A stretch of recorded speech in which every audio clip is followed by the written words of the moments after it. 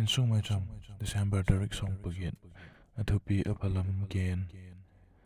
chang tel tu bil deu song pani chang song pali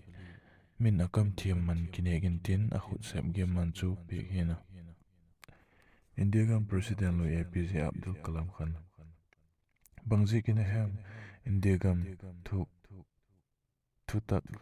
thezak tu media ten hin aselamat ki pak pi ma mau iphat na teu gen sen lo ma hi lam India gam hi alo pi talo hi ti again hi dik ma ina thil again takle aphalam sang in aselam jok again nom zo ina kilanga tu gen tu te hin ege lo zile powel sit tak zi again nasasek ma wa mi phale fel ginom ma tam tak au ma mi fel lo sang in tam le atam zoi zigul mi te le athil bol phat teu chu gen tam apoi mo khop mai a gilo chung chang gen sang in thil pha le doyum imu le hi te ho gen tam le hin ilung thiam kai huai dik zot ngai ding in gen cha ko he til palo le fel lo te sel gung ding tina hilo in mi fel le pha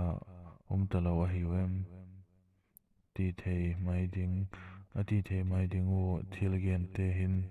ga pha su dik pui pathian thil bol the na sang setan thil bol the zi le a ha zi gen sek mai te hin le tagaw lam hin khu chom pu naw pang le gin na lama ha lo te bang chun setan hi ha zo hil a hit khang dingo ala kho mai hi thil mu ki bang chet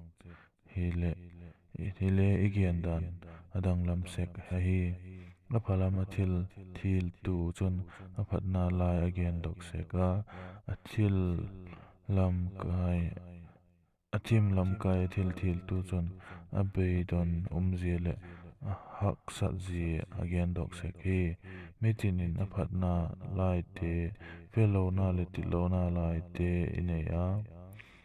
mi dang chung chang again in le a phat na le fel na te hi again ham leo hin ji chun ikipum khat saka hat na le ei pisek hi